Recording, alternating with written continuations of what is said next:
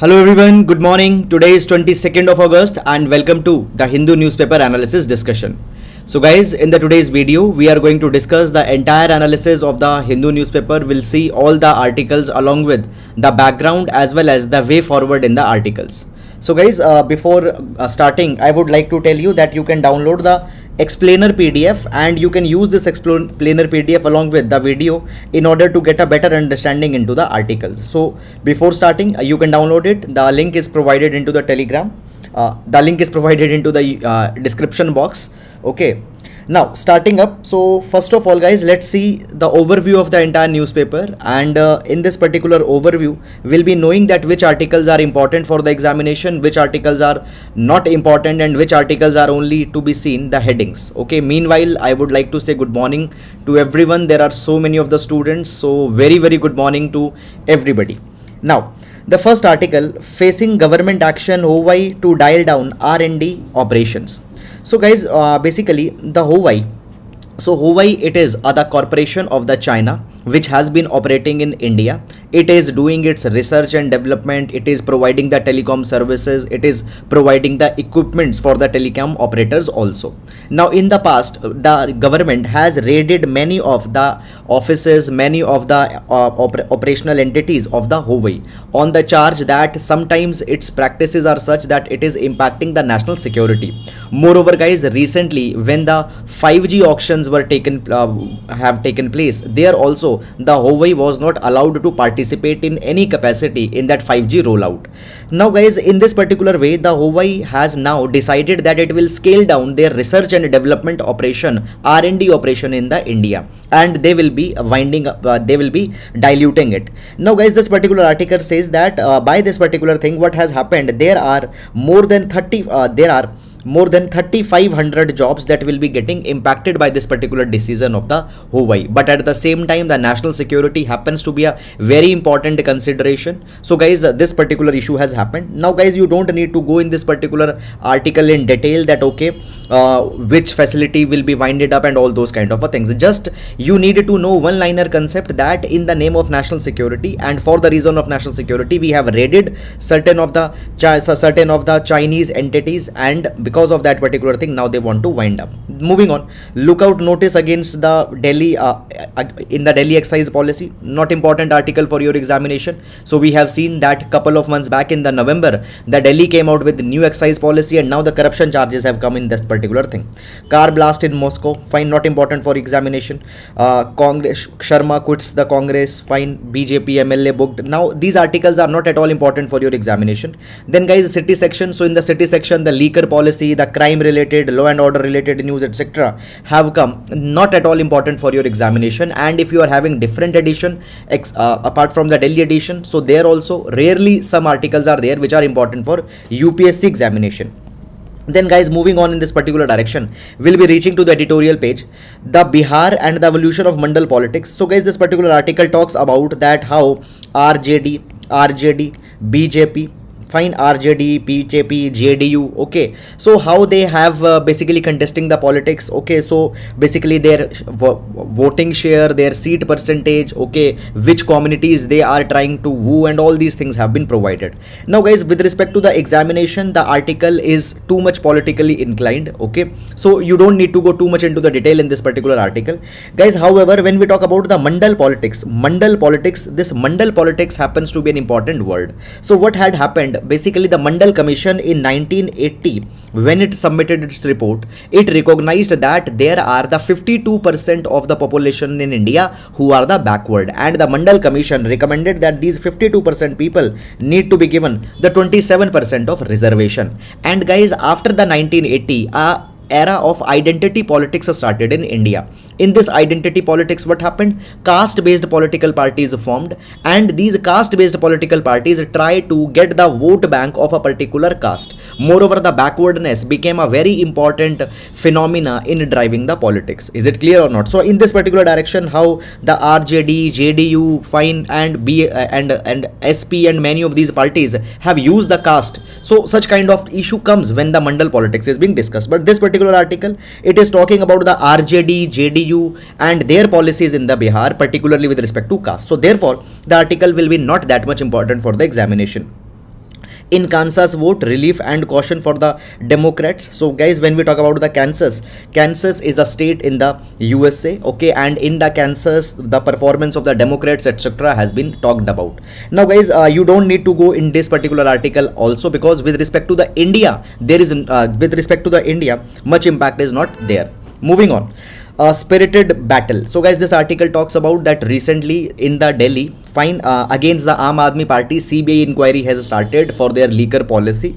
So guys, basically all those particular things have been said. Now it has been said that it could be a politically motivated thing. Okay, then fight for survival. So this particular article talks about recent attack that have been happened in the Somalia. We'll see this particular issue, that what has happened. Then what next on the data protection. So guys, with respect to the data protection bill, and the data protection bill recently has been rolled back. So this article is discussing on that. We'll see this article with respect to the privacy issues, GS paper number 2, making bail impossible. Again guys, with respect to the GS paper number 2, fundamental rights, we'll see this particular article. Then guys, moving on, the text and the context page. So in the text and the context page, the first article is about the Delhi police facial recognition technology. Now guys, not only the Delhi police's facial recognition technology is only important, but around the country the FRTs are being used. So we'll see this particular thing, that what are the issues. Then the controversy around the Nepal's citizenship law. So briefly we'll see this particular article with respect to the India and the neighborhood issues. Fine. Then the open sea tale of the future of the NFTs. Now guys, when we talk about this article, it is a cache article. Now the cache articles, it talks about a certain of the phenomena of over the internet and the computer related things. Now OpenSea, it is a platform which facilitates the non-fungible tokens, the cryptocurrencies. So basically this article is talking about that the OpenSea, now this platforms, what it is valuation, how the valuation is getting impacted. Fine. So therefore academic substance in this particular article is not there. You don't need to go in this, because about its valuation etc the things are being discussed. Then moving on, the page number 10, find a death toll in Himachal floods. Okay, string of Kalyan Singh. Fine. After that, the Delhi police detained ticket. All the articles are the political articles, not important for your UPSC examination. Moving on, forcible Aadhaar voter ID linking. We'll see this particular article with respect to the examination. Fine. Nitish can be a strong candidate for PM. Okay, again the political articles, not important. Scrap GST on unbranded food items. Gehlot writes to Nirmala. Now guys, this particular demand have been raised that recently a large many items have come in the GST. It is impacting the poor people. Now in this particular thing, every day the opposition are raising some demands that this is to be done, that is to be done, but till the time the GST council will not be taking decision, it will not mean much. Fine. So no need to go in this particular kind of things. Fine. Then again the political articles etc have been given. Then crammed together in dingy camp, life swings from hope to despair for Rohingyas. So guys, in the past week, repeatedly for 2-3 days, we have discussed one particular issue with you. I have told you that what has happened few days back, basically Urban Development Ministry first of all issued a tweet that the Rohingyas who are living in Delhi, they will be given the EWS flat, they will be given all the amenities. But after that, Ministry of Home Affairs made a U-turn. It said that no flat will be given, rather the Rohingyas who are living there, that particular locality will be declared as a detention camp and they will be deported back. So basically this article is talking about that how the people are suffering who are living in these particular camps, they don't have any basic amenities. So that particular ground level report has been provided here.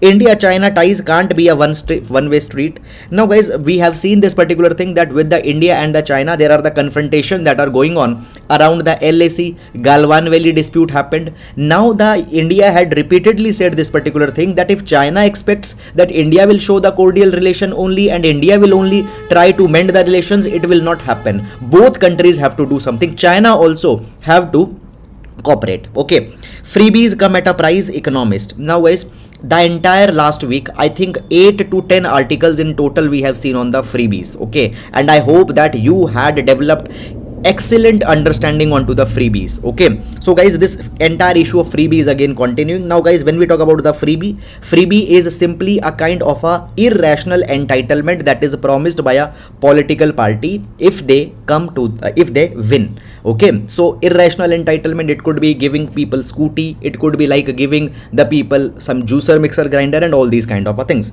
Now it has been provided that the freebies often they impact the state because it increases the debt debt level on the state, okay, and when the debt increases onto the state is not able to carry the developmental initiatives, infrastructure, employment, they will not be able to generate it. Fine. But guys, always when we talk about the freebie, sometimes there is a confusion that what actually is a freebie. Giving free education is a freebie, or giving free education is a social justice. So that is always a confusion. Now when we talk about freebie, Supreme Court has already constituted a committee on freebie, which will give certain suggestions that how the freebie culture can be controlled. Okay, then guys, moving on, after that, today Monday business page doesn't comes, we have this money wise page which contains the investing related advices and all these kind of things. Fine, no need to go in this particular direction. Fine, not important for UPSC examinations because we don't have such money to invest here. Then the world page, Zelensky warns of ugly Russian attack around the Independence Day. So guys, this Russia-Ukraine invasion is going on, and every day 2 articles, 3 articles come on this particular page. You don't need to follow day-to-day development in this. Singapore will repeal law against the gay sex, says Prime Minister. So guys, around the world we have seen this particular thing, that the pride movements are going on. Even in India, section 377 have been decriminalized, which was criminalizing the homosexuality. So Singapore will be repealing certain laws against the gay sex that have been there. Then guys, Pakistan media regulator bans live telecast. Nothing is important in this particular article. Somalia issue is being discussed. We'll see this particular article also along with the editorial. And then we have the sports page here. Okay, so guys, this is all about the overview of the today's newspaper. And now guys, let's discuss all the relevant articles that are there in the today's newspaper one by one in the detail. By the way guys, today the God is a little bit kind on us, because much relevant articles, their numbers is little bit less. Okay, now starting up. So guys, in every day, in every discussion, fine, we take a GS quotation that can be used in one of our GS papers. Okay, now today we'll be taking the quotation from the West Fessler. So West Fessler has given a very impactful quotation. He says that the good men are bound by conscience and liberated by accountability. So good men are bound by conscience. Now guys, what is conscience? Conscience, it is your inner voice which tells you what is right and what is wrong. Everybody has a conscience, but very few people can hear the voice of conscience. Now it has been provided that the good men are bound by conscience. They will always be bound by their voice of conscience. They will never be going against their voice of conscience. They will be listening to their internal voice, fine, and they'll follow them. And they will be liberated by accountability. Okay, whenever, now accountability means a sense of answerability. Now when the accountability comes, they will feel relieved, they will feel liberated. Okay, now guys, when we talk about the bad men, in the bad men, the opposite happens. They basically they feel that accountability puts them under a pressure, but no, accountability doesn't puts you under a pressure. Accountability rather liberates you. When we talk about the public servant specifically needs to have a sense of accountability. That is a core foundational value. Okay, now this particular idea can be used in GS paper number 4, ethics, integrity and aptitude. Within the ethics foundational values, we can use this particular quotation. Very good quotation. Okay, now guys, let's take the discussion. Taking up the first article, Delhi Police's use of facial recognition technology. Meanwhile, I'll just take one particular academic doubt that has come. It will just take 10 seconds. Sir, why freebie is irrational? I think freebie is offered by the government in power and promise is made by the political parties. See, this particular thing, see, basically there are two things. One is the social justice, other is the freebie. Social justice is good. In the name of social justice, you are providing education, you are providing the health facilities, okay, you are providing some other kind of entitlements, very good thing. But guys, sometimes the freebie, irrational kind of things are being promised. Let's say that a person is being promised that if we come to the power, we'll give you the scooties. Okay, now it might not be making much of a sense that how it will be empowering the people. Are you getting it or not? Freebie is something which doesn't increases the productivity into the long term. Every promise is not good, therefore such kind of things are called as freebie. Now, Delhi Police's use of facial recognition technology. Now guys, this particular article will see with respect to the GS paper number 2 as well as GS paper number 3. In GS paper number 2, the issue of privacy is there. Fundamental right to privacy has already been recognized by the Supreme Court. So there we'll see this particular thing. And in GS paper number 3, the use of technology and how technology sometimes becomes invasive. Sometimes it becomes too much intrusive. We'll see this particular thing. Now, starting up. Before going in this particular article, I would like to tell you some of the basic things. Facial recognition technology. Now, guys, what has happened over the years, the artificial intelligence has become very much effective. And by the artificial intelligence, what can happen in a very less number of time, we can match a particular person's photograph with a database, and we can ascertain the identity of a person. Now, guys, when we talk about the facial recognition technology, how it works. So basically, when there is a particular person's photograph, let's say this is a particular person's face. On the face there will be basically the mapping of that particular face will be done. Now the mapping will happen that what is the distance between the two eyes, okay, what is the distance between the forehead and the nose, is it clear or not? Fine. So the distance between the nose and the lips. So basically the mapping of the entire face will be done. There will be the thousands and even the millions of the points that will be mapped on the entire face, and by that particular mapping a particular person's facial map will be created. Then that particular facial map will be matched with a kind of a database that the enforcement agency is already having, and by that particular thing a particular person's identity can be matched. Now guys, when we talk about the facial recognition technology, there could be two types of facial recognition technologies. One is the one-to-one verification of identity, one-to-one FRT. Now what happened to this one-to-one FRT? Fine. Basically guys, suppose you have a mobile phone. Now in your mobile phone there is the facial recognition that is there. Are you getting it or not? What happened when you want to open your mobile phone? You will bring in your mobile phone in front of you. Your mobile phone will take your photo and will match that particular photo with the photo that there is already fed into that particular mobile phone. So there is one photograph and your face is being matched with that particular photograph. If your face matches that photograph which is already in the database of your mobile, the identity will be ascertained. So this is one-to-one recognition. This is one-to-one usage of the facial recognition. Now this one-to-one facial recognition is very much important. I'll tell you certain places where it is important. Now guys, understand this particular thing that, for example, today government is running the National Food Security Act. Under the National Food Security Act, subsidized food is being given to the people, and through the public distribution system the food is being given to the people. Now in India always there has been the problem of the ghost beneficiaries. Okay, the people, they forge their identities, they make the fake Aadhaar, they make the fake ration cards, and they take the grains. They are actually not entitled. Now here the facial recognition technology can help.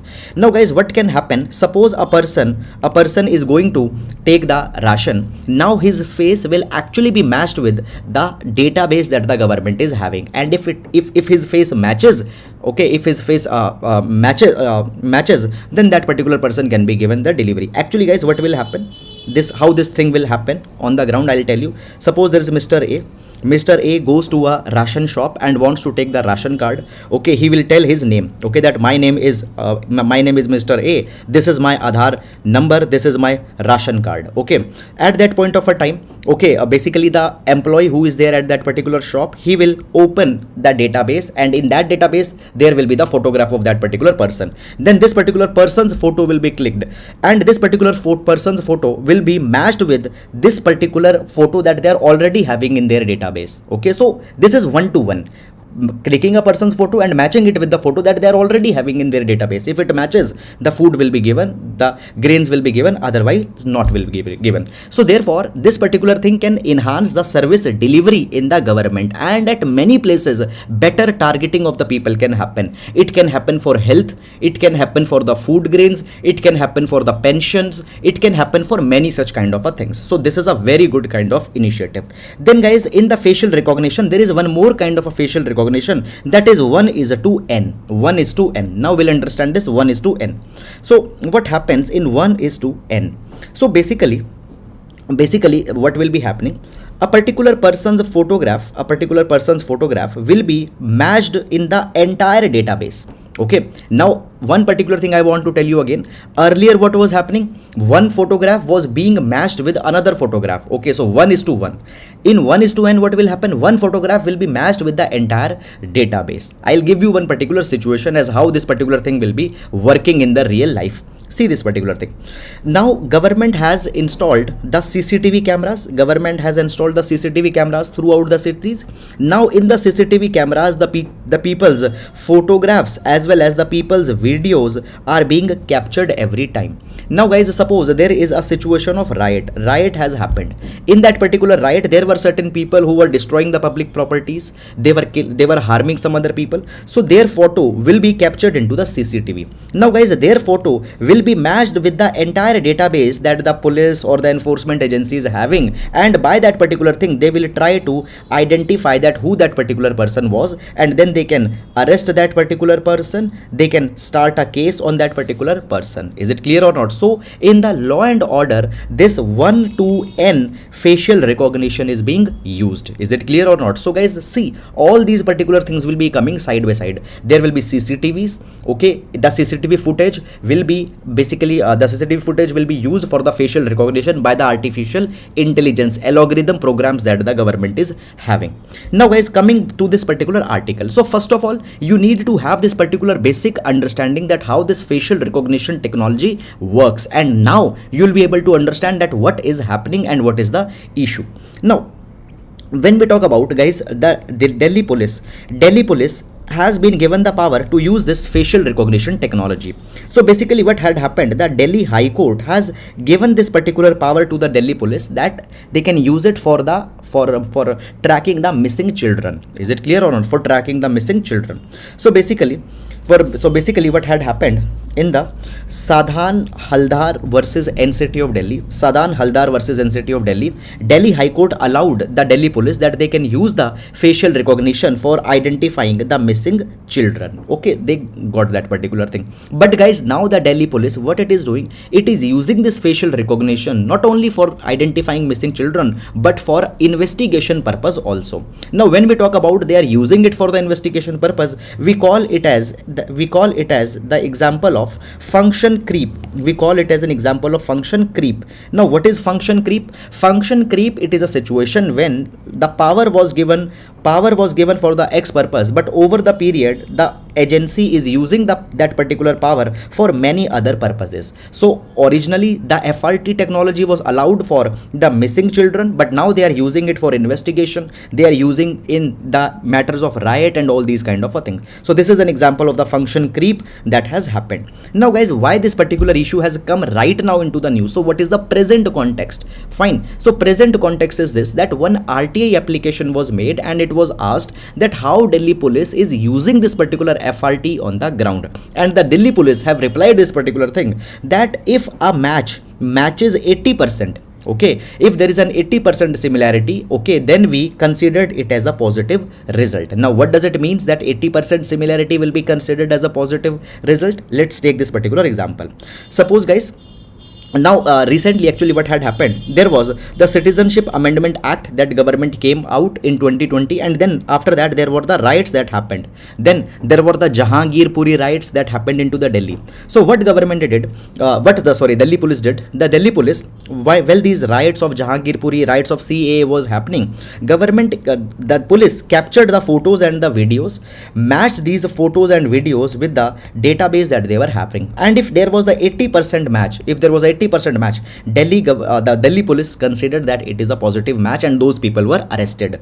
So this is the usage of the FRT that the Delhi police has done. Now guys, understand this particular thing, that this case is not specific only to the Delhi. This particular kind of thing is being done around all the major cities of the India. For example, such FRT is being implemented in Kolkata, Bengaluru, Hyderabad, Ahmedabad, Lucknow. All of these cities are coming out with the Safe City program, and as a part of this Safe City program, they are implementing these FRTs. So they have become a kind of a pan-India phenomena. Now what is the problem with respect to these FRTs? So guys, the problem that happens here is that basically there are two types of problem. Number one, that sometimes it might lead to false positive and sometimes it might lead to the false negative. Now what is this false positive and false negative issue?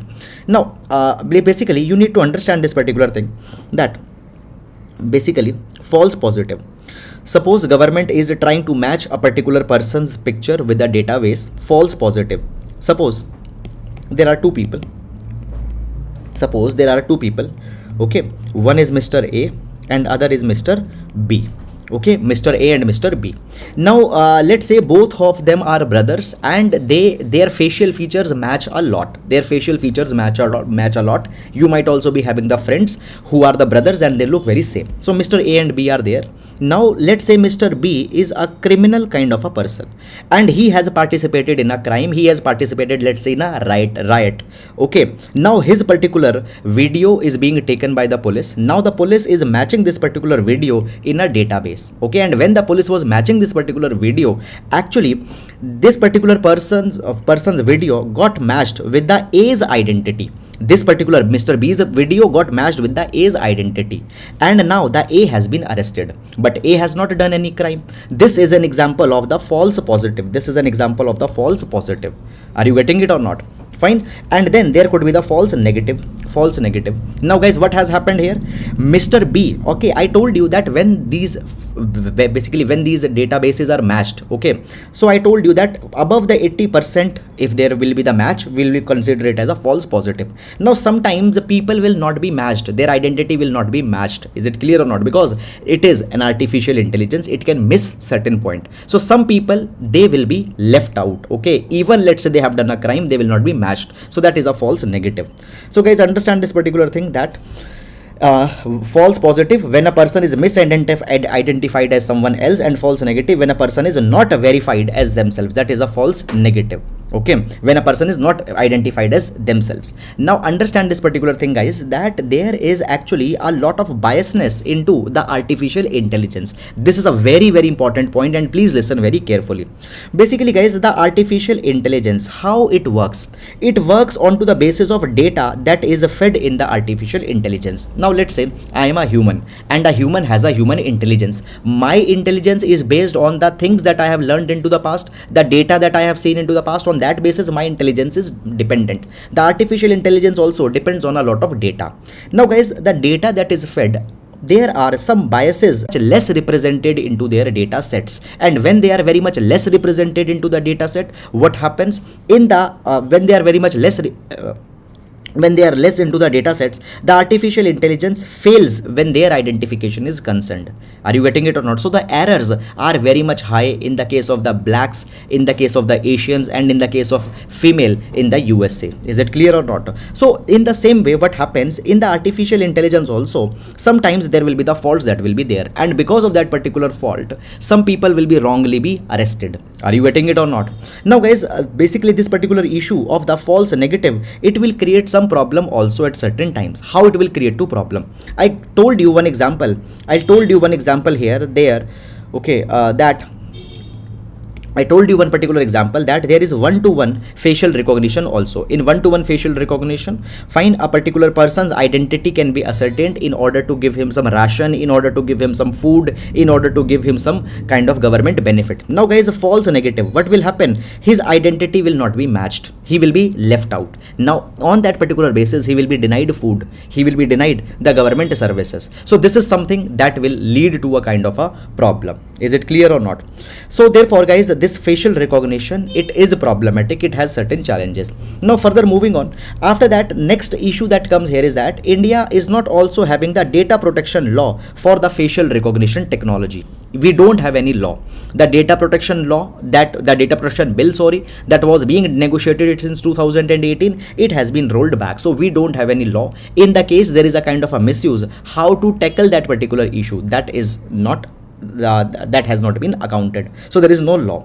Then guys, one more thing. Now this point is very important point. See, we have discussed in our in our newspaper discussion few days back what happened. The Criminal Procedure Identification Act 2022 has been passed. Now this, under this particular act, government can collect the photographs, retina scan, fingerprint, etc. of the people who have been arrested. Is it clear or not? And their particular photographs, their retina scan can be kept in a record. So by this Criminal Procedure Identification Act, large number of people's data set government is making. Okay, and against this particular data set, the people will be matched. Again, this particular thing will impact their right to right to privacy, which has been given by the Supreme Court into the Puttaswamy judgment. Is it clear or not? So guys, all these issues are coming. So what is the way forward? The way forward is simply this, that see, the technology, it has its own positives and we cannot deny that,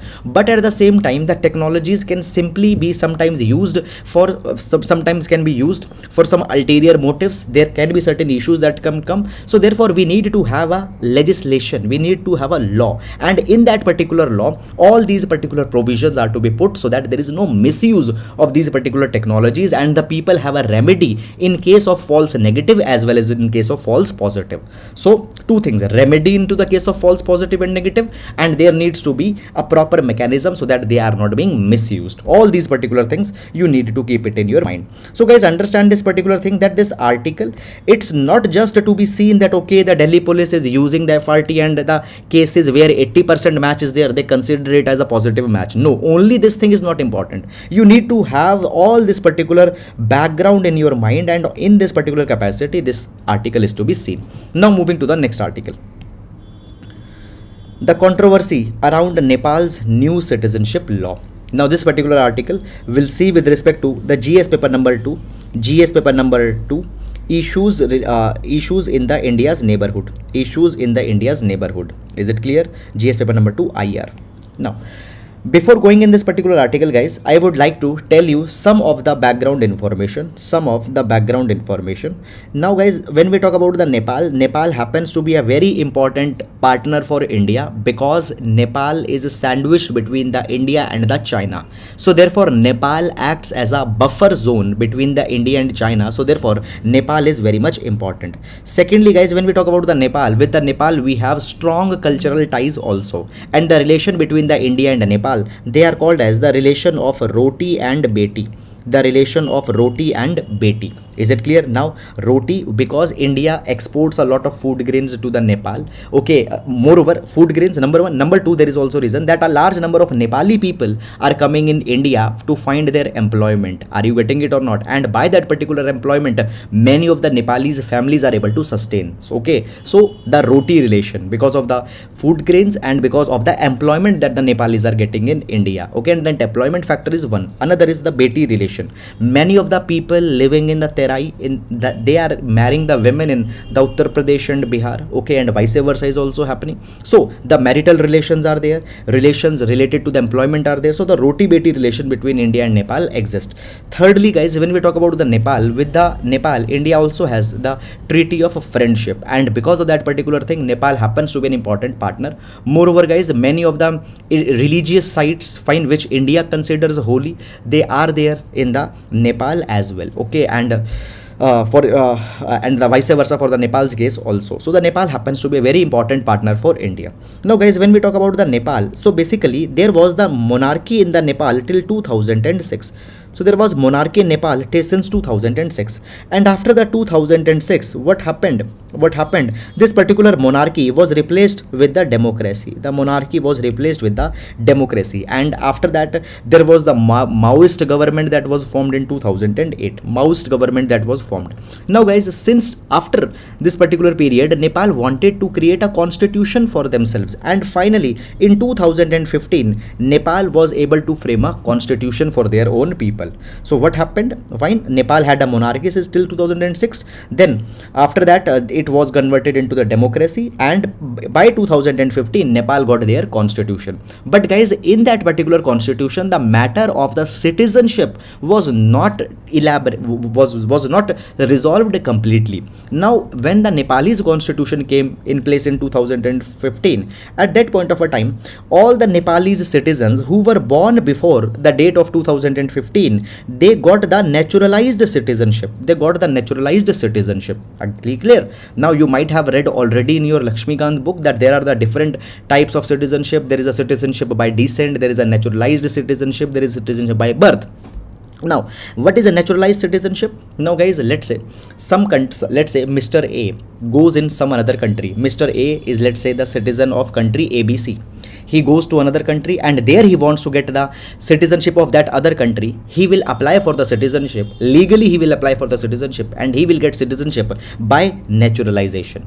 Okay, so naturalization, it is a way by which a person can get the citizenship of another country by legally applying it. So all the citizens become the naturalized citizens. And guys, the citizen and the children who will be born after 2015, they can be given the citizenship by descent also. What is by descent? Descent is by the virtue of your parents' citizenship. Are you getting it or not? So when by the virtue of the parents' citizenship, the citizenship is given, it is called as the citizenship by descent. Now understand this particular thing, guys, that in 2015 it was decided that everybody since 2015 got the naturalized citizenship, but the children who will be born after the 2015, their citizenship will be decided by a law. And now the Citizenship Act has been the Citizenship Act has been proposed into the Nepal. Now this Citizenship Act is for giving the citizenship to the children who have been born after 2015. Now guys, this particular citizenship bill was given to the president in the Nepal, but now that particular bill has been reversed back. Now why this particular bill has been reversed back? Because it has been said that in this particular bill there are certain provisions which are against the women. There is not the gender equity in this particular bill, so therefore the bill has been reversed back. Okay, so guys, what has happened? President Bidya Devi Bhandari has sent back the citizenship amendment back to the Pratinidhi Sabha, that is the House of Representatives. So therefore what we'll be doing, we'll understand that what are the issues in this particular Nepal Citizenship Act. So let's discuss these particular issues.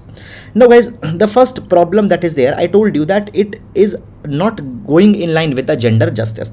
Now what's the issue? The issue goes like this. Let's see, guys. Now suppose there is a Nepalese mother, okay, and this Nepalese mother has given birth to a child. Nepalese mother has been given to birth to a child.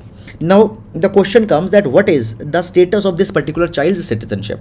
Now this particular bill provides that if the mother is Nepalese, okay, and if the father is unidentified person, if the father is an unidentified person, mother doesn't knows that who the father is, in that particular case the child will be getting the citizenship by descent. The child will be getting the citizenship by descent. Then guys, the next is that another case, let's say another case, the mother is Nepalese and the father is a foreigner. The mother is Nepalese and the father is a foreigner. Then that particular case, what will happen? The citizenship that is being given, it is a naturalized citizenship. It is a naturalized citizenship.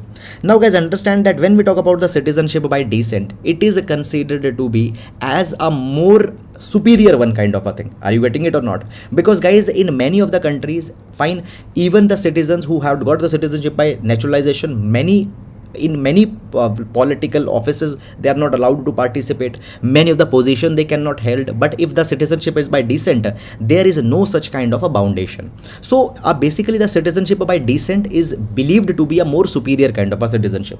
So understand this particular thing again. If there is a Nepalese mother, if the father is unidentified, the child will get the citizenship by descent. But if the father is a foreigner, in that particular case the citizenship will be given by the will be given as by naturalization. Now suppose guys, one particular case, Nepalese mother declared that the father is unidentified person, then the citizenship will be given as by descent. But later words, let's say it was found that actually the father was a foreigner. Then this particular citizenship of a child that was given by the descent, it will be converted into a naturalized citizenship. And then that particular mother will also be punished. At the same time guys, if the father is Nepali, then in that particular case, mother's credentials, nothing is to be seen. The moment father is Nepali, the child will be given the citizenship by descent. So what is happening here? There is a discrimination within the male and the female that is being done here. Okay, so guys, we'll just repeat this particular thing what has happened. So main criticism that if a person who is born to a Nepalese mother and an unidentified father, then that particular person will be given the citizenship by descent. But if the father is a foreigner, the citizenship by descent would be converted to the naturalized naturalized citizenship. Is it clear or not? Now it has been provided that here, now understand that if a mother declares that the father is unidentified, against that particular mother there will be a lot of social stigma that will be there. You getting it or not? So this is a kind of a problem. Moreover, it has also been provided that Nepalese father don't have to make such kind of a declaration. Okay, and if the father is identified, in case of mother, when the mother declared that the father is unidentified, then that mother will be given punishment also. So this is problematic. Now guys, but at the same time in this particular act there is one positive provisions also. Now what is this particular positive provision? Let's understand this thing. Now guys, when we see the map of Nepal, this particular region, it is a Terai region, and in the Terai region there are the many people who are living, who actually marry the women in the Uttar Pradesh as well as in the Bihar. Now guys, in this particular Terai region, basically the Madhesis, they live, Madhesis. Now these Madhesis, they have a kind of a very long relation with the Indians. Now understand that basically in Terai region, fine, the people, they have carried to they had married the women from the northern India, Uttar Pradesh and Bihar. Now before this particular time, whenever the women from the Uttar Pradesh and Bihar were marrying in the Nepal, fine, they were not being given the citizenship. Okay, there was a mandatory cooling off period. There was a 7-year cooling off period. Only after 7 years they will be given the citizenship. So for the gap of 7 years, these women who have been married in Nepal, they will not be having any citizenship. Even the children will not be given the citizenship. So 7-year cooling off period was there. Now this particular new citizenship act that has been coming, it is removing this particular 7-year cooling off period. So thus women who were stateless, the children who were not given any citizenship, now they will be given citizenship. Though this particular provision is positive. Now guys, understand, basically the president has returned the bill because this particular provision, earlier one, it is problematic, but the second provision is positive. So there is a kind of a logjam that has been there. Certain parties, they are supporting that the bill should be passed because the stateless women, they will get the right, and some parties, they say that the bill should not be passed because it is discriminating against the women. So this is the entire issue that has come in this particular direction. So guys, I hope that you have understood this entire issue, and guys, please download this particular PDF. All the things that I had explained, I had given you in these 3 paragraphs. Okay, now moving to the next article. Fight for survival. So guys, this particular article, it is talking about the recent attacks that have happened in the Somalia. The attacks have been carried by a terrorist group. So first of all, understand this particular thing, that you don't need to go too much into the detail that who attacked, how many people got killed, and all these particular kind of things, because it is a matter in the Somalia. But we need to still have a generalistic understanding on this particular issue. So guys, first of all, before going in this particular article, this article will be important for GS paper number 2, international issues.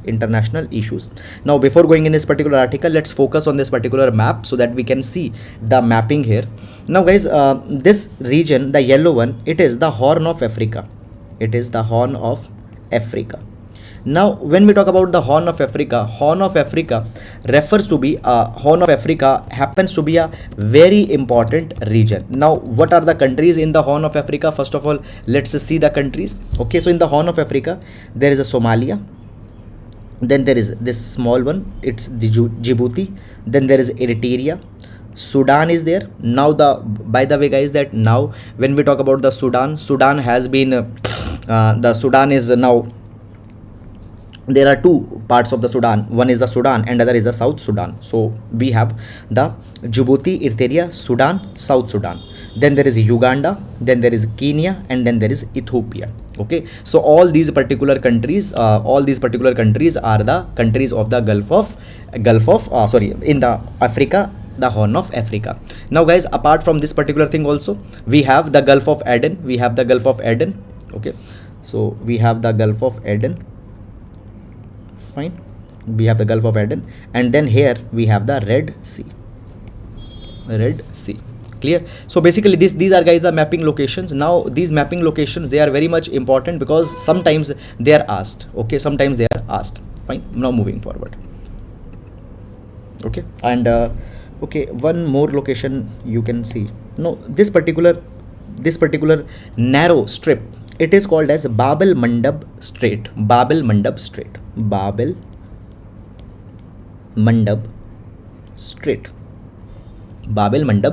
Okay, So we have Aden, Gulf of Aden, we have the Red Sea, and here we have the Babel Mandab, the Strait of Babel Mandab. Okay, so this is the mapping. Now let's see this particular article, what is happening here. Okay, now guys, when we talk about the Somalia had a long history of dictatorship, and the dictatorship was under the General Saeed Barre. Now this particular dictatorship continued till 1991.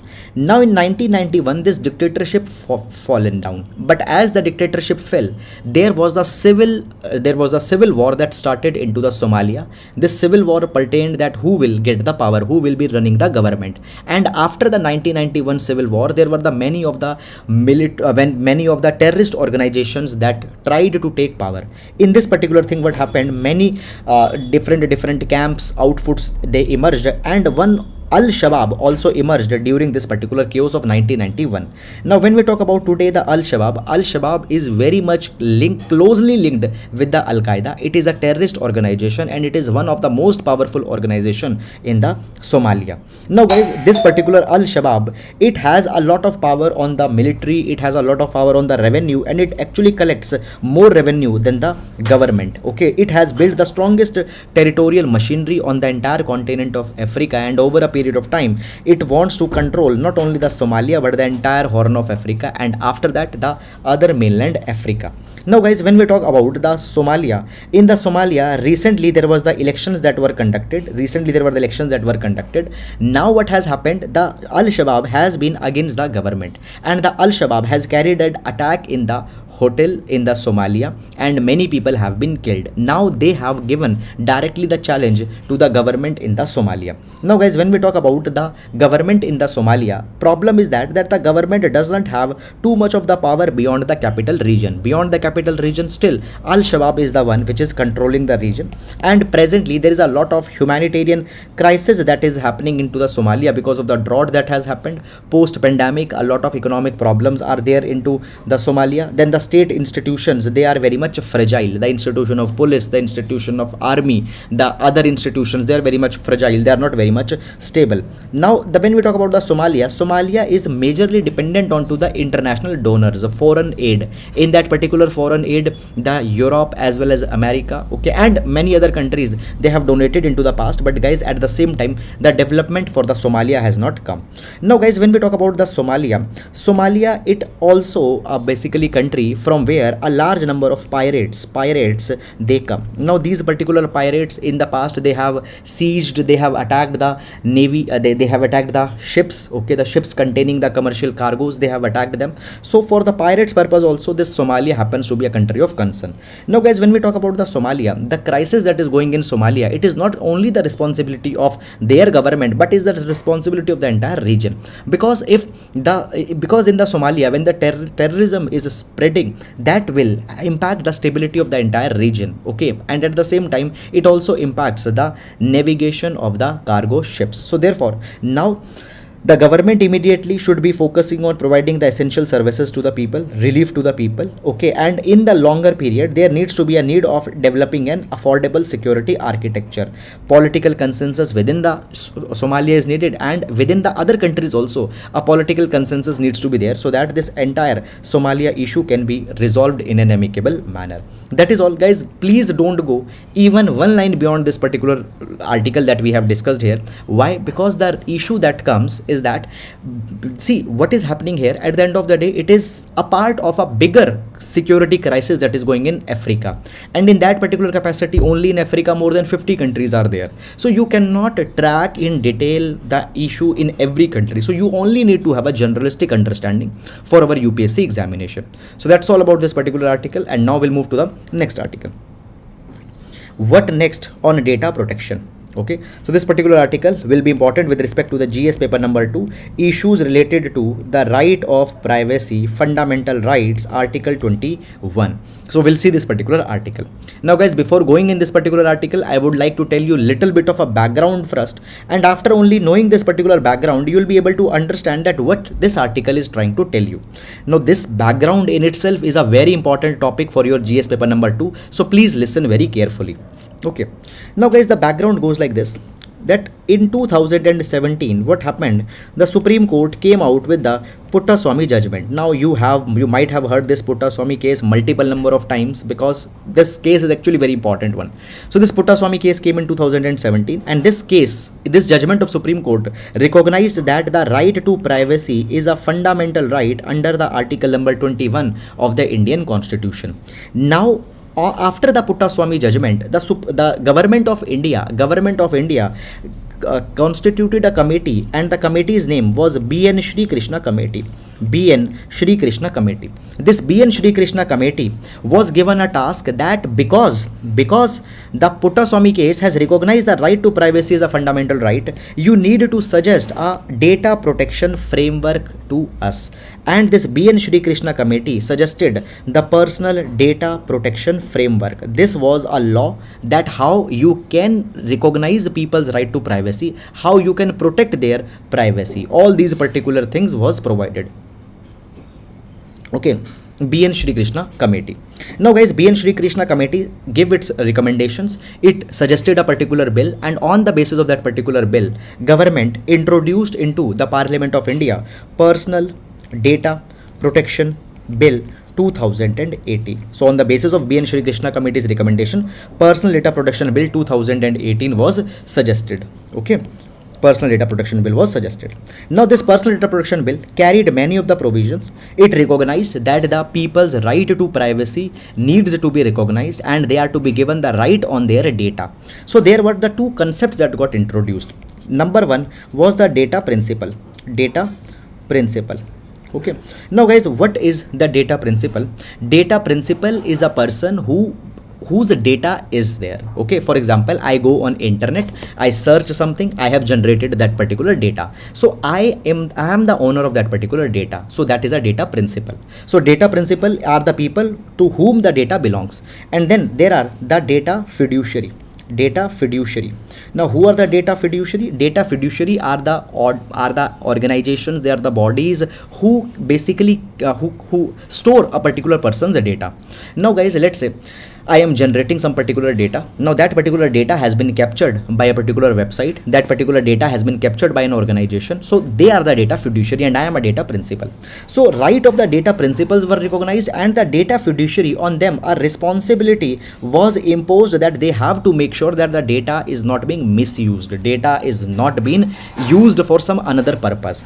Then guys, in this Personal Data Protection Bill, the right to be forgotten, was also given. It was provided that data principal, they have the power that if they want that their data which they generated, let's say there is their photograph, there is their video on the internet, if they want to get them deleted, it can also be deleted. So all these particular things were provided into this Personal Data Protection Bill 2018. But actually what happened, over a period of time, there was a lot of exemptions that were given to the government. Basically, government was provided that for the public order, government might not, basically for the public order, sometimes it was said that the government might dilute the people's right to privacy on their data. Sometimes the government might even use the data for some other purpose also. So the exemption was given to the government with respect to the people's data. Now it was provided that this particular thing has diluted the law. There was the Data Protection Authority that was also created for the protection of the data.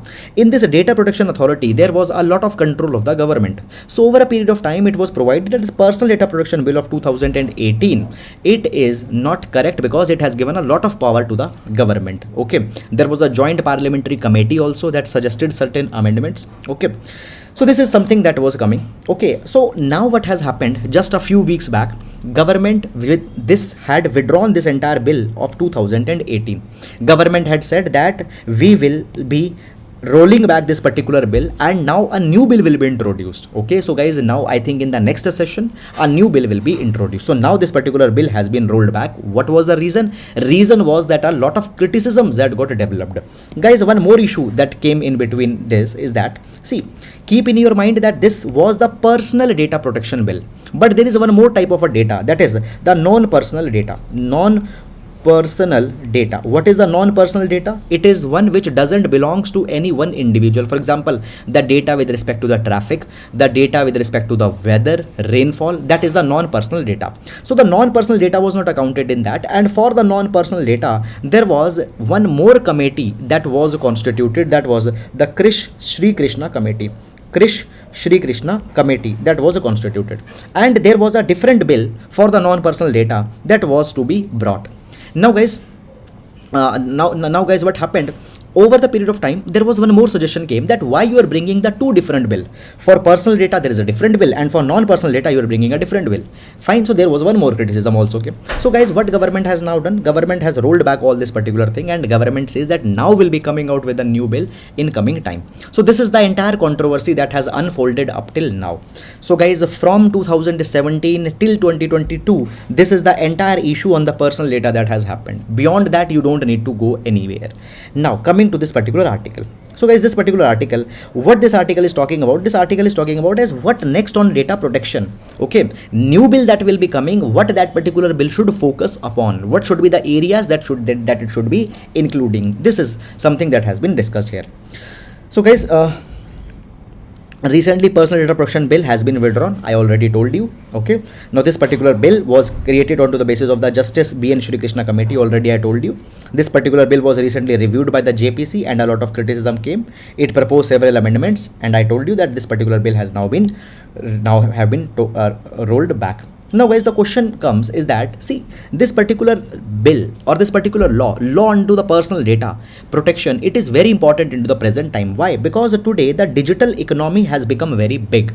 Okay, digital economy, today there is e-commerce, okay, the business they have turned online, the people's presence onto the internet has increased so much, so digital footprint has grown so much, and in that capacity, recognizing the people's right of privacy, recognizing their right on data happens to be very much important. So in this particular capacity, this particular 2018 bill came. Fine. Now guys, basically it has been provided that as this particular bill has now been rolled back, okay, there is a need that we immediately should bring a law to govern the entire data ecosystem. Now there are certain way forward that what government needs to focus upon. Now guys, the government needs to focus upon that. First of all, there are two critical issues that government needs to keep in your mind. That number one, the new law that is to be brought. Fine. See, basically right now the government has provided that we will not be coming out with a single bill. The next bill that will be brought, it will not be a single bill that will bring all these particular elements under a single umbrella. It will not be the case. Government has suggested that it will introduce the multiple legislations which will deal with the comprehensive legal framework. It means for personal data there will be a separate bill, for non-personal data there will be separate bill. Government has made this particular thing clear. Okay. Now the second thing that is there, government has provided that, see, 2018 bill that was there, and the B N Shri Krishna committee that recommended the bill, a lot of inspiration was taken from the European General Data Protection Regulation. So GDPR, keep it in your mind. So guys, understand that when we started the negotiation of our personal data protection bill, European Union had already brought the bill on that particular line, and that particular bill was called as the European General Data Protection Regulation, GDPR, and India's personal law was also based on to the GDPR. But over the period, this GDPR has been criticized, and it has been said that it might not be viable into the Indian context. So therefore, now we want to bring a kind of an Indianized version. Okay, so let's understand that what are the suggestions that have been given. Number one, it has been provided that there needs to be a risk-based approach. Okay, now understand this particular thing, that we need to imagine that what could be the harms to a particular person's data. Let's say you have generated some data, your data could be misused. Okay, your data can be used for some another purpose, your identity can be stolen, and that particular identity can be used, fine, for some other thing. Fine, for example, sometimes what can happen, you have put a profile picture on the Facebook, somebody can create a different account using your picture, using your name, and can ask money from some other people, some of your friends. It is the impersonation. So your data is being impersonated. So impersonation could be there, data misuse could be there, data abuse could be there. Fine. So we need to identify what could be the potential harms to a particular person's data. Okay, and on the basis of risk approach, this entire bill is to be designed. Next thing that has been provided is that there needs to be a core regulation and self-regulation of data as far as possible. Government should not encroach too much into this particular sphere. Let's say guys that there are the data aggregators, let's say there are the data servers that are there. When they are managing the data, we need to give them the autonomy with respect to managing the data. Government should not interfere too much. Now guys, understand this particular thing, that let's say you are doing some conversation onto the WhatsApp and that particular data is being stored with the WhatsApp. Now government sometimes can go and can ask for that particular data. Government can micromanage the WhatsApp. That thing should not be there. So there needs to be the self-regulation. The regulator need to act just as a backstop. Fine. Then third thing that has been provided is that basically the earlier bill was very much weak on the accountability measures. Okay. Now the new bill that is coming, it needs to have the strong accountability measures. Now what is the strong accountability measure? I'll tell you this particular thing with the help of an example. Now I told you that when earlier data bill of 2018 come, there was a provision of data protection authority. Now this data protection authority was in charge of making sure that the data protection in India is carried properly. Now in this data protection authority, the members were largely appointed only by the government. Fine, there was no judicial oversight, there was no participation of other stakeholders. So it has been provided that there was a very weak accountability. Fine, it needs to provide a provision. Fine, appointments, consultation, reporting, etc. Fine, for that particular thing there needs to be very wide accountability. Not only government should be given the power. Next thing that has been provided, that before bringing out this particular bill, government should invest that how to build the administrative capacity to implement this particular bill. India has a large number of laws, but the problem is how to make it how to implement it on the ground. It is a problem. So government needs to think that thing also, that once this bill will come, how we are going to implement it. And the next thing is that there needs to be the consultation with all the stakeholders. So civil societies, fine, government organizations, non-government organizations, think tanks, everybody. Basically there needs to be a kind of a consultation, and with a wide consultation this particular bill should be brought. Now guys, understand this particular thing, that even when the agriculture bill were brought by the government 2 years back, why the agriculture bill got criticized? It is because that government did not carried the consultation with the farmers group. So therefore this particular thing was criticized. So therefore it has been said that in order to avoid such a kind of a thing, make sure that a wide consultation is being done. Fine, that is all about this particular article. And now we'll move to the next article, making bail impossible. Okay, so guys, this particular article, it is talking about the bail issue recently that has come in the news. We'll understand this particular article with respect to the GS paper number 2, criminal justice reforms. Very important article and a very good article. Your entire GS paper 2 ka topic of bail will be completed here by this particular article. So please be very careful and listen very carefully. Now basically, before going in this particular article, let's understand that what this particular word criminal justice system means. Criminal justice system, what does it mean? So basically guys, the criminal justice system means three things. Okay, investigation, see, there is the police that will come, then there is investigation that is come, then the prison that will come, and then the judiciary that will come.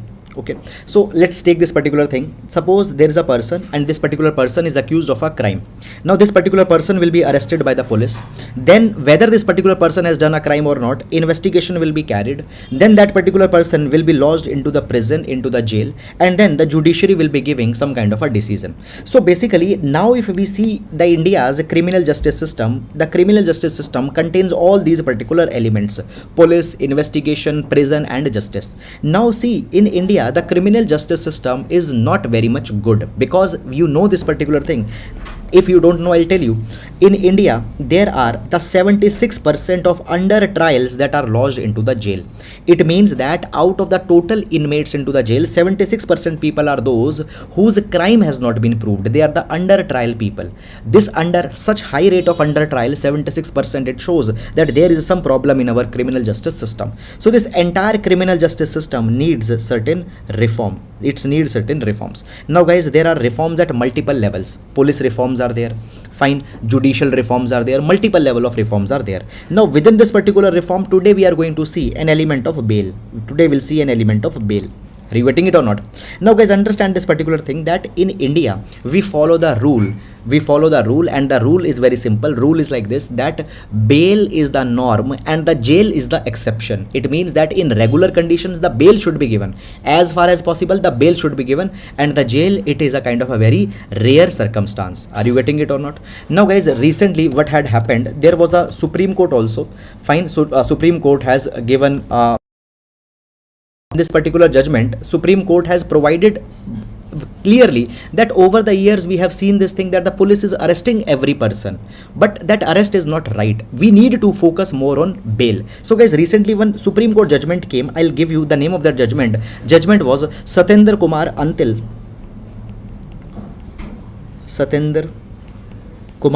Antil versus CBI. Now this judgment came few days back, and in this particular judgment the Supreme Court has provided that you need to give more and more bail. Okay, so bail is a norm and the jail is an exception. But guys, what has happened over the periods, the bail has not been given very regularly. Now guys, when we talk about the bail, there was one judgment, ADM Jabalpur versus Shivkant Shukla. This judgment is not a very popular judgment. This particular judgment's reference has been given. We'll discuss this particular judgment also, and we'll see that how it is connected with the bail and all these kind of things. Now guys, understand this particular thing. Recently there was one more judgment that came, that was the Vijay Madanlal Chaudhary versus Union of India. Now what this particular judgment was, this judgment came in the context of the Prevention of Money Laundering Act, PMLA, Prevention of Money Laundering Act. Now few days back, what has been there, basically the political parties, they have criticized that the ruling government is using the PMLA, Prevention of Money Laundering Act, and under the PMLA, Enforcement Directorate. Now guys, now where this PMLA will be coming in place, when a person is trying to convert his dirty money in the clean money, that particular thing is called as money laundering. Now understand, there is a difference between the dirty money and black money. Dirty money is that money which is earned through illegal means such as the crime, extortion, drug trade. That is the dirty money. Black money is simply that money on which a person had not paid a tax. So when the dirty money is there, the money that has been earned through the illegal means, a person will try to convert it as it is a clean money. That process is called as money laundering. Now to curb the practice of money laundering, we have the Prevention of Money Laundering Act, and under the Prevention of Money Laundering Act, ED, Enforcement Directorate, is an agency which will deal with all the cases of the money laundering. Now guys, basically there was a challenge that was made into the Supreme Court, and it was said that this Prevention of Money Laundering Act and this ED, Enforcement Directorate, are being used for the political purpose. They are arresting people, okay, and in that particular thing the respite is not being given. So therefore it was said that you need to bring some control on the PMLA, you need to bring some control on the ED. So guys, this Vijay Madanlal Chaudhary judgment is context of this particular PMLA. Actually what happened in this PMLA judgment? In this PMLA judgment, the Supreme Court upheld the PMLA. It upheld the powers of ED. It had said that no, there is no problem in PMLA. The power of ED will stay wherever it is. Now, it has been said that in this Vijay Madanlal Chaudhary case, what has happened, you had made bail more problematic. We'll understand it how. Now guys, there is one case, that is the ADM Jabalpur versus Shivkant Shukla case, that is being discussed. Now this particular case is also called as the habeas corpus case. Now this particular case pertained to the time of the emergency. Now guys, when the emergency was imposed during 1975-1977, you know that many people got arrested. Now guys, when these people got arrested, they wanted to ask that why they got arrested. They wanted to challenge their arrest, and you know that in India we have the fundamental right, and within the fundamental right there is article number 21. Article number 21 guarantees the right to life and liberty. So people, they invoked their right to life and personal liberty, article 21, and they challenged when they got arrested. But now what happened, at that point of a time, government declared that article number 21 will be suspended during the time of emergency. Now whether the article 21 will be suspended in emergency or not, that particular question was asked to the Supreme Court, and the ADM Jabalpur judgment was given. In the ADM Jabalpur judgment, the Supreme Court provided this particular thing, that the person's right to not to be unlawfully detained can be suspended. The person's right to not to be detained can be suspended. Person's right to liberty can be taken back. Now you might have heard about the habeas corpus writ. So in your Lakshmikant book, we have seen that there are the writ of habeas corpus that is provided under the article number 32. Under the habeas corpus, if a person has been detained, if a person has been arrested, he can arrest his detainment, he can arrest, he can challenge his arrest, he can challenge his detainment. Okay, habeas corpus writ. But the habeas corpus is not available during emergency. Right to liberty is not available during emergency. This particular thing was ruled in this ADM Jabalpur case. Now guys, when we talk about the ADM Jabalpur case, actually ADM Jabalpur case has been reversed back in the KS Puttaswamy judgment. Now in the KS Puttaswamy judgment, just in the last article also I had given you its reference, KS Puttaswamy judgment provided that the ADM Jabalpur case was a seriously flawed judgment. Right to personal life and right to personal liberty provided in article number 21, it is important for human existence, they cannot be taken back. So reversal of ADM judgment has happened into the Puttaswamy case, and therefore the Puttaswamy judgment is a very important judgment, a very good judgment. Now basically I told you that in India we follow this particular old maxim that the bail is the norm, and the jail is an exception. But now in this Vijay Madan Lal case, I told you here, in this Vijay Madan Lal Chaudhary case, what has happened? The bail condition has again been made very much difficult. So okay, what has happened? We'll understand this particular entire issue here again. Let's little bit revision. I told you that we have the Prevention of Money Laundering Act, and under that ED is there. ED is arresting the people when they are going for money laundering, when they are converting their dirty money into the clean money. We have already seen this particular thing. Now issue comes that when the people are being arrested, they challenge their arrest and they want the bail. But bail is very much difficult. And in Vijay Madan Lal case, it was provided by the Supreme Court that no problem, the bail can be a difficult condition. Simply they had provided. Now what actually happened? So basically, under the PMLA, if a person is arrested, in order to get bail, there is a twin test. That is to be cleared. Twin test. Now what is this twin test? Twin test means that the person who has been arrested, he had to persuade the court that there is a reasonable ground for believing that he is not guilty. So he has to persuade the court that he is not guilty, only then he will be given a bail. This is the first test under the twin test. And the second test is that he has to convince the court that while he will go on bail, he will not commit any crime again. So when these two conditions will be met, only then the bail can be given. Now guys, understand that convincing a court that he has not done a crime, it is a very difficult condition. This condition cannot be met. So you might have heard the Hindi kahavat, na no man tel hoga, na radha nachegi. Okay, so you put such a high condition, a person will never be able to meet it, and when the person will never be able to meet it, obviously that becomes defunct. So the twin condition for bail, twin test for bail has been said that it is needed under the PMLA. So what has happened? The bail has made very much difficult. Now guys, there was a Nikesh Tarachand judgment that came. In the Nikesh Tarachand judgment, it was said that actually twin condition is not needed. But now it has been said twin condition is needed. So the bail has been made very difficult condition. Now guys, what has happened? The court has provided that the money laundering, it is a heinous crime such as a terrorist attack. So therefore, there will be a very strict laws with respect to the bail also. This particular thing has been provided. Then the Supreme Court has also provided that if Enforcement Directorate need not to share the ECIR, that is the Enforcement Case Information Report, ECIR is not to be shared. Now let's understand that what is this ECIR. So guys, you might have heard the name of an FIR. Suppose a person wants to lodge a complaint against the another person, Mr. B. Now this particular Mr. A will go to the police station and will lodge an FIR against this particular person B. In the FIR, it will be written that for what particular charge this particular person is being arrested.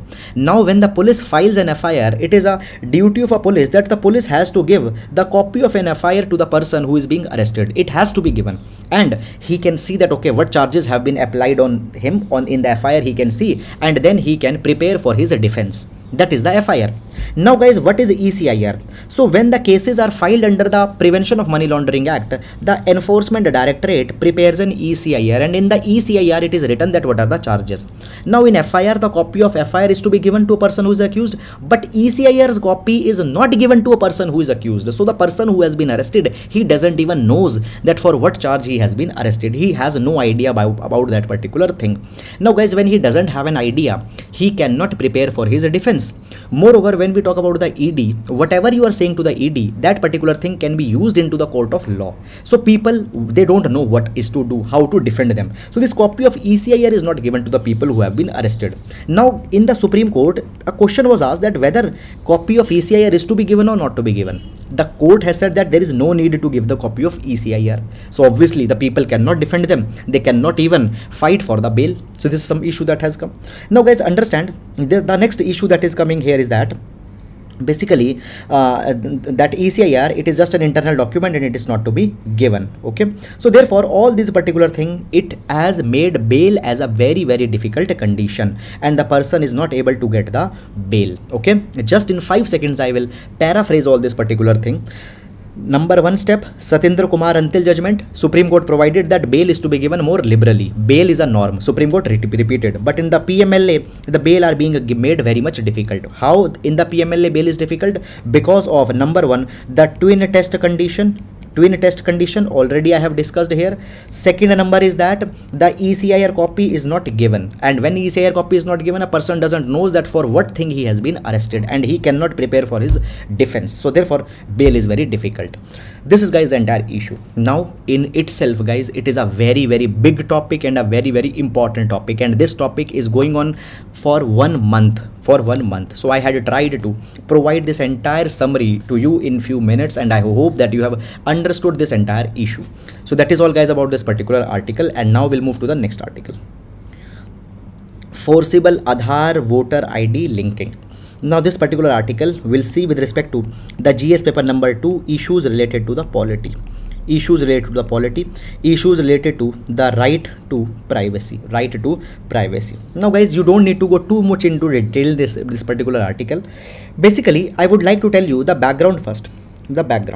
So guys, basically what had happened, Election Law Amendment Bill 2021. Again I'll repeat, Election Law Amendment Bill 2021 was passed by the Parliament a few months back. Election Law Amendment Bill was passed. Now this particular bill provided that if anybody wants, they can link the Aadhaar and the voter ID card. The